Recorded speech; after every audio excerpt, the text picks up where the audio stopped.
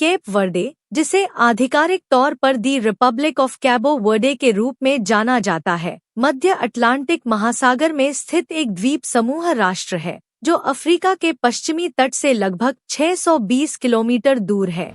10 मुख्य द्वीपों और कई छोटे टापुओं से मिलकर बना केप वर्डे अपनी समृद्ध सांस्कृतिक विरासत, विविध परिदृश्य और ऐतिहासिक महत्व के लिए प्रसिद्ध है। द्वीपों को 2 समूहों में विभाजित किया गया है, दी वाइंड बर्ड आइलैंड्स बार्लावेंटो और दी वाइंड बर्ड आइलैंड्स सोटावेंटो, जिनमें से प्रत्येक अद्वितीय भौगोलिक विशेषताएं और सांस्कृतिक अनुभव प्रदान करता है। केप वर्डे का भूगोल ऊबड़-खाबड़ ज्वालामुखीय भूभाग की विशेषता है, जिसमें अधिकांश द्वीपों में पहाड़ी परिदृश्य हैं। सबसे ऊंची चोटी फोगो द्वीप पर पिको डू फोगो है, जो 2829 मीटर ऊंची है और एक सक्रिय ज्वालामुखी है। द्वीप समूह की जलवायु मुख्य रूप से शुष्क और समशीतोष्ण है, जो व्यापारिक हवाओं से प्रभावित है, जो अगस्त से अक्टूबर तक एक अलग गीला मौसम बनाती है। हालांकि द्वीपों में अक्सर अपने सीमित मीठे पानी के संसाधनों के कारण सूखे का अनुभव होता है।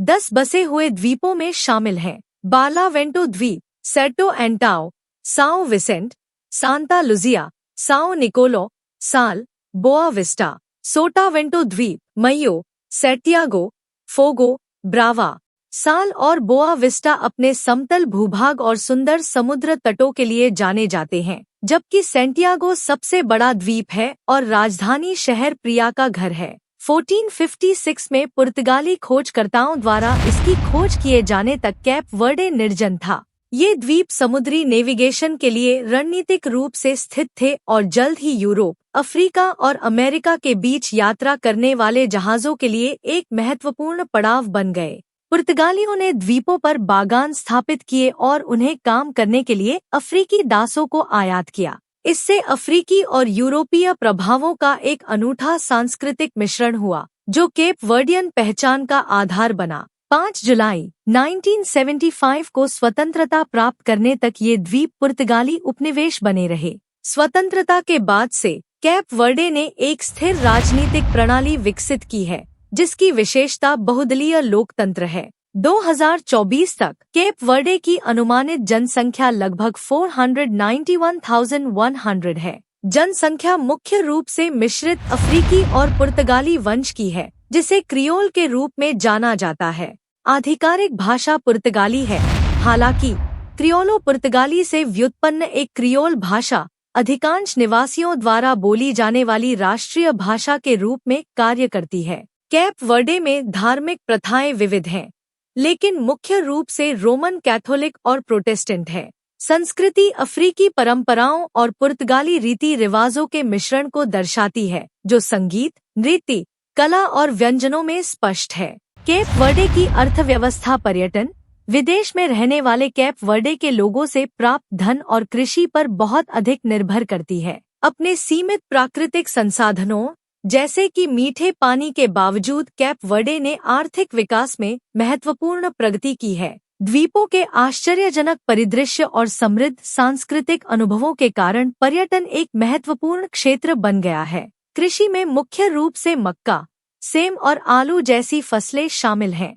हालांकि देश शुष्क परिस्थितियों के कारण चुनौतियों का सामना कर रहा है। मछली पकड़ना भी अर्थव्यवस्था में एक भूमिका निभाता है, लेकिन हाल के वर्षों में अत्यधिक मछली पकड़ने से प्रभावित हुआ है। केप वर्डे की संस्कृति अफ्रीकी परंपराओं और पुर्तगाली प्रभावों से बुनी गई एक जीवंत टेपेस्ट्री है। संगीत दैनिक जीवन का एक अभिन्न अंग है। मोरना अक्सर फेडो से तुलना की जाती है। कोलाडेरा और फुनाना जैसी शैलियाँ द्वीपों के इतिहास और अनुभवों को दर्शाती हैं।